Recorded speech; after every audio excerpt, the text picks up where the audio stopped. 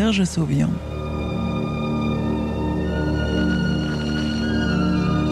Aujourd'hui, par 6 pieds de fond, The Wake Tools.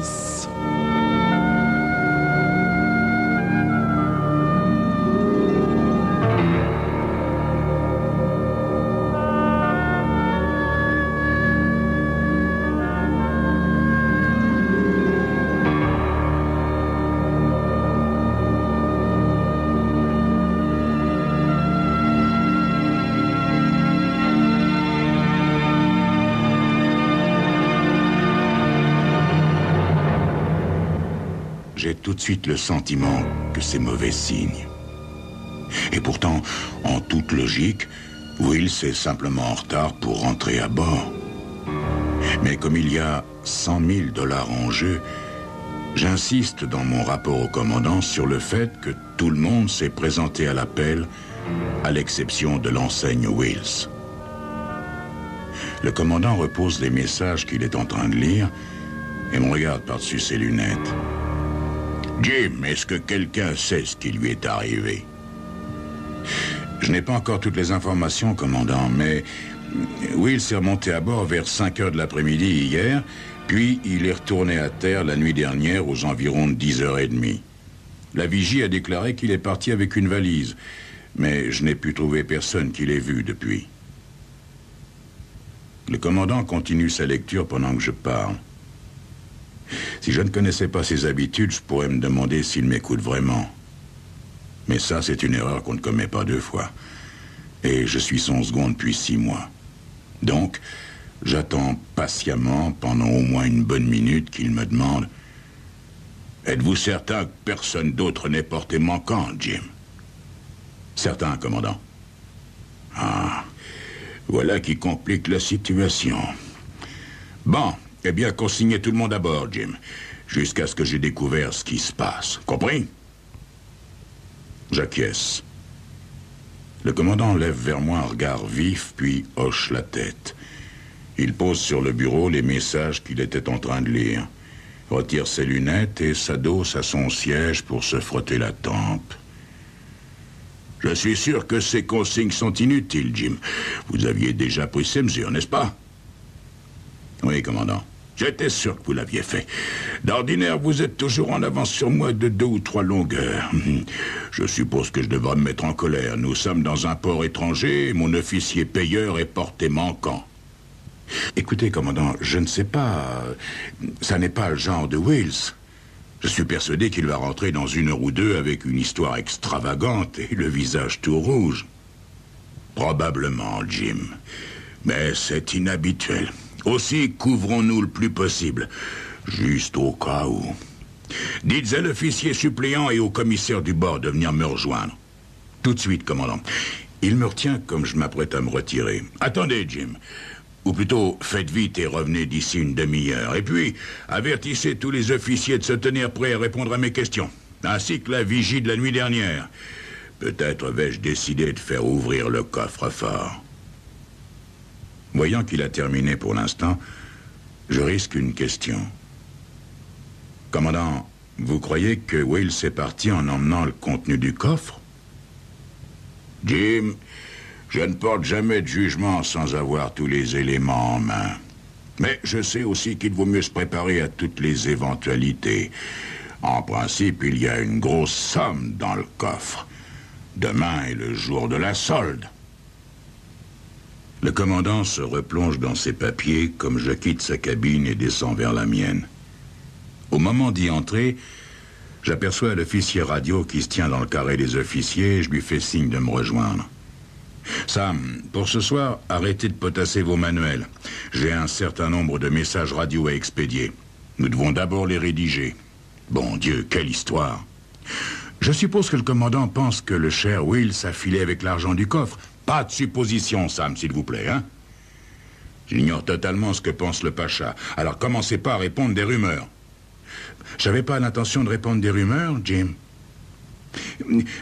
Bon, voulez-vous que je commence à préparer les messages? Excellente idée. Allez, maintenant, laissez-moi, j'ai du travail. Au moment de sortir, il se retourne. Jim, ma question est sans doute imbécile, mais Pourquoi le commandant ne fait-il pas tout simplement ouvrir le coffre pour savoir si l'argent se trouve encore dedans? Vous pourriez l'ouvrir, vous, ce coffre? Wills était le seul à connaître la combinaison. Mais le commandant aussi, j'imagine. Non. Non, Sam. Selon le règlement, un seul homme possède la combinaison du coffre contenant l'argent. L'officier payeur. Dès que Sam est parti, je m'assieds à mon bureau et je regarde par le hublot la campagne japonaise au loin, encore verte à cette époque de l'année. Nous mouillons à proximité du port de Sasebo. Je n'ai pas pu descendre à terre hier. J'espérais le faire aujourd'hui, mais avec cette histoire, je vais sans doute passer les 5 jours de notre escale à rédiger des rapports. Morne perspective. J'arrive pas à croire que l'enseigne Wills soit mêlée à un vol. Ou peut-être simplement que je ne le souhaite pas. Ouais, je préfère croire que dans très peu de temps, nous allons découvrir que notre gentil célibataire s'est attardé dans un lit douillet. C'est un garçon plein d'avenir, Wills, et un bon marin. Même pour 100 000 $, aurait-il choisi de foutre cet avenir en l'air? Et si tel est le cas, on va tellement le rechercher qu'il ne pourra même pas en profiter de cet argent. Mais ce n'est pas le moment de rêver.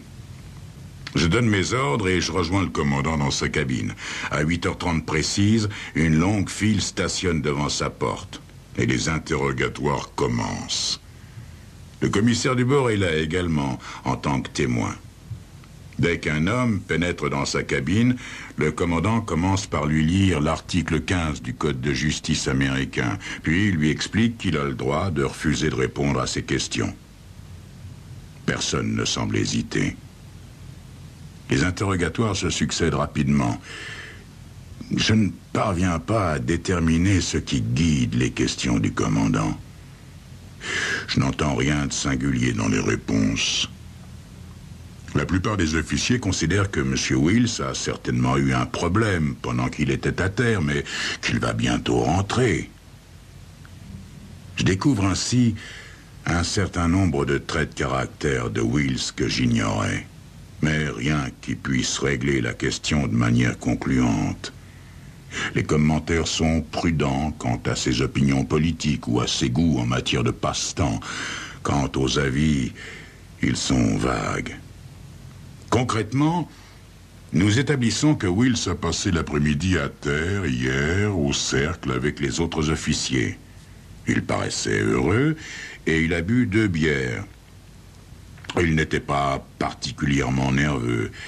Seul fait inhabituel pour un officier en escale dans un port étranger, il a reçu un appel téléphonique vers 4 heures. Questionné à ce sujet lorsqu'il est revenu à table, il a répondu aux autres officiers que c'était une erreur. Celui qu'on appelait était un autre enseigne qui portait le même nom que lui, mais qui naviguait à bord d'un destroyer. Peu après, c'est-à-dire vers 5 heures, Will s'est retourné à bord par la navette du port et il a dîné avec les officiers de service. Puis, il a passé la soirée à travailler dans le bureau de l'Economa pour préparer la solde du lendemain. Aucun des officiers ne l'a revu passer l'heure du dîner. En revanche, l'homme de garde assure qu'il est monté sur le gaillard d'arrière vers 10h30 en habit civil. Aucune embarcation du navire ne devant se rendre à terre avant 11h, Wills a expliqué que des amis allaient venir le chercher. De fait, 5 minutes plus tard, un canot civil accostait à l'avant. Un de ces canots, comme il y en a des centaines dans les ports. Wills est monté à bord. Le fait n'a rien d'étrange. Les officiers quittent souvent le bord de cette manière. L'officier de permanence, qui inspectait les ponts inférieurs à ce moment-là, ne l'a pas vu partir. Je remarque que le commandant prend des notes, ce qui n'est pas dans ses habitudes. Généralement, il se contente d'enregistrer mentalement. Non, il faut dire que sa position aujourd'hui n'est pas très confortable. La Navy n'apprécie guère les officiers supérieurs qui laissent disparaître leurs officiers payeurs. Le commandant risque de perdre à cette occasion tout le bénéfice de 35 ans d'un travail acharné et solitaire. À 10h30, il a fait le tour du sujet. L'interrogatoire terminé, il relit ses notes. Tandis qu'il les parcourt, je songe que cette affaire n'a pas très bon air. Le pire, c'est cet appel téléphonique fait bien trop inhabituel pour être imputé simplement au hasard. Chaque élément pris séparément semble assez innocent, mais dès qu'on commence à examiner de près le déroulement des événements, j'avoue que je commence à douter de l'innocence de Wills.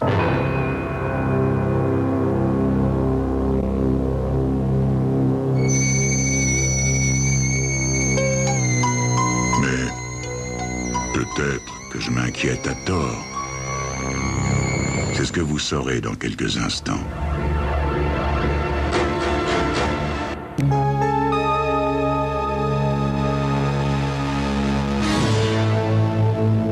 Si je veux être tout à fait honnête avec moi-même, je dois reconnaître que le jeune Wills m'inspire une certaine sympathie. C'est un garçon travailleur qui a su gagner l'estime de ses hommes et qui sait prendre ses responsabilités. C'est un bon marin. Pour moi, il a toutes les qualités d'un chef. Mais de quel poids pèsent ces qualités si l'on place 100 000 $ dans l'autre plateau de la balance? Le seul à le savoir, c'est Wills lui-même. Peut-être aurons-nous bientôt l'occasion de le lui demander. Le commandant me tire de mes réflexions en se levant. « Jim, rassemblez votre équipe et ramenez également l'officier mécanicien. Nous allons ouvrir le coffre. » « Mais, commandant, ne serait-il pas préférable d'attendre jusqu'à midi? 1 heure, ça n'est pas excessif. »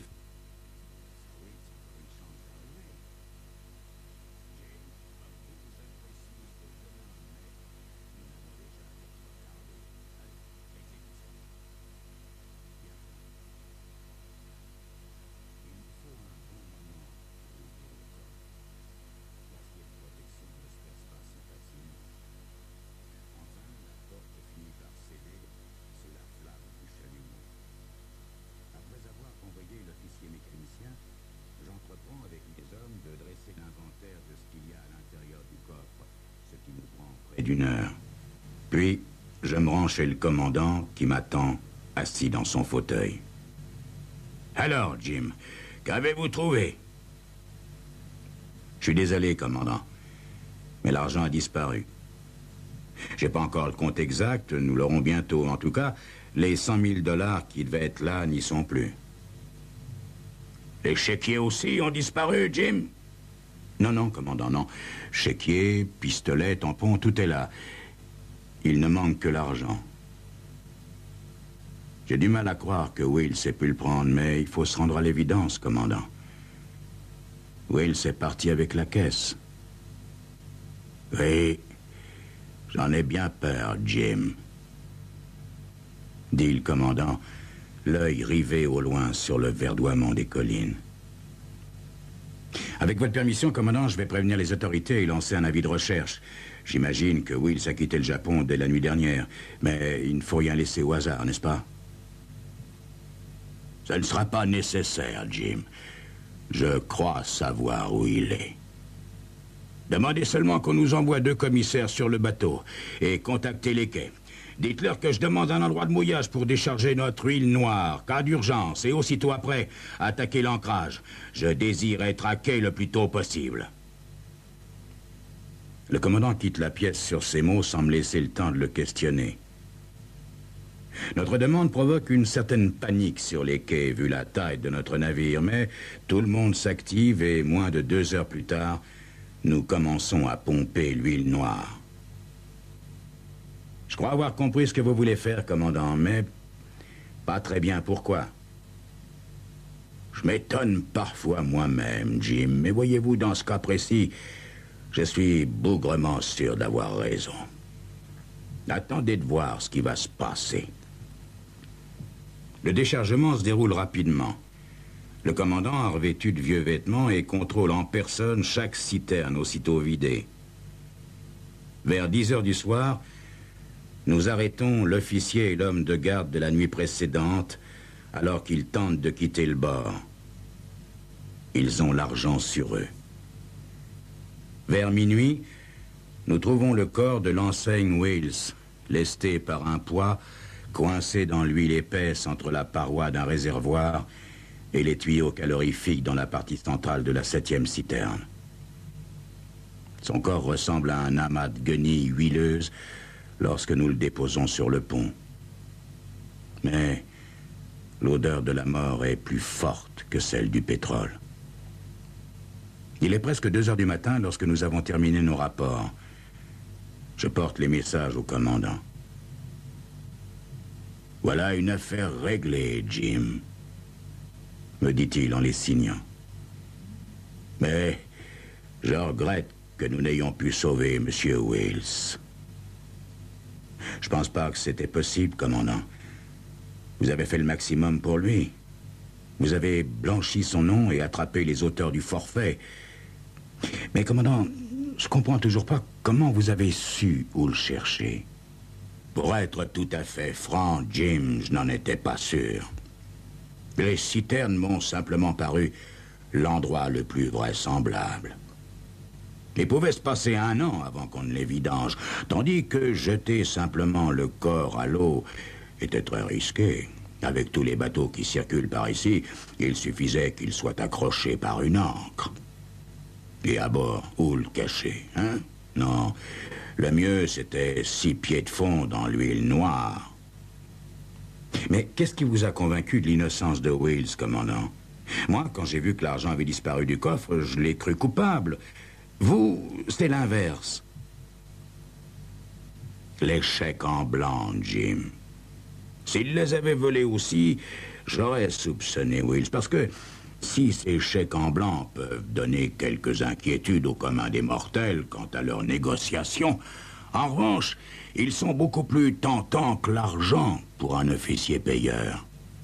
Ils sont plus faciles à emporter, ils prennent moins de place que les billets, et ils peuvent être facilement convertis en espèces par un officier payeur. Avertir toutes les banques aurait bien demandé 24 heures, non? J'étais certain que si Wills avait pris l'argent, il aurait également emporté les chéquiers. Or, les étant toujours dans le coffre, il ne pouvait être bien loin. Comme il avait disparu, il était probablement mort. Mais personne n'avait eu le temps de transporter son corps ailleurs. En outre, ceux qui affirmaient l'avoir vu partir devaient mentir. En fait, ils n'ont pas tenu longtemps. Quand ils ont vu qu'on commençait à pomper l'huile noire... Voyez-vous, Jim, ce qui m'a surpris, c'est qu'ils avaient projeté tout ceci depuis très longtemps. Tout. Même l'appel téléphonique. C'est un jeu qui se pratique beaucoup à bord de tous les bateaux du monde. Comment détrousser un officier payeur et partir avec l'argent sans se faire prendre? Autrement dit, comment réussir le crime parfait? Les marins ont du temps pour y réfléchir. C'est une sorte de jeu de société. Seulement, ces deux-là sont allés trop loin, beaucoup trop loin, et ils sont passés à l'action, croyant que leur plan pouvait marcher. Pendant que l'un montait la garde, l'autre s'occupait de ce pauvre monsieur Wills. Sous la menace de son arme, il l'a forcé à ouvrir le coffre et à lui remettre l'argent. Le plus difficile a sans doute été pour lui de le frapper à la tête. Après, il ne restait plus qu'à le lester d'un poids avant de le jeter dans la citerne. Il suffirait de signaler qu'il avait quitté le bord quand on s'inquiéterait de sa disparition. Toutes les présomptions seraient contre lui. Nul ne songerait à mettre en doute la parole d'un officier de quart et d'un homme de garde. Leur plan était parfait, Jim. Oui, c'est vrai, commandant. Leur plan était parfait. Il aurait pu marcher si vous n'aviez pas été là. Le commandant hoche la tête doucement avant de me répondre. Vous savez, Jim, on raconte tellement d'histoires dans la marine. On gagne beaucoup à les écouter, ces histoires. Brusquement, je me suis souvenu d'une histoire de mer qu'on m'avait racontée. Vous me demandiez tout à l'heure comment j'ai su où chercher Monsieur Wales. Eh bien, quelqu'un me l'avait dit en Chine en 1946. Je ne me rappelle plus qui, mais une nuit dans un bar à Shanghai, on m'a raconté l'histoire de deux hommes qui avaient tenté le même coup, celui du réservoir aux Philippines. Ils furent arrêtés parce que le bateau s'échoua, que les citernes crevèrent et que le cadavre flotta à la surface. Voyez-vous, mon petit Jim, il y avait trop de similitudes entre cette histoire et ce qui venait de se passer sur notre propre bateau pour que je ne fasse pas le rapprochement. Malheureusement, j'avais pas prévu les événements. C'est pourtant le devoir d'un commandant. Oui, c'est ce qui me tourmente, Jim. Je n'ai pas pu sauver Monsieur Wales. Un gentil garçon et un bon marin.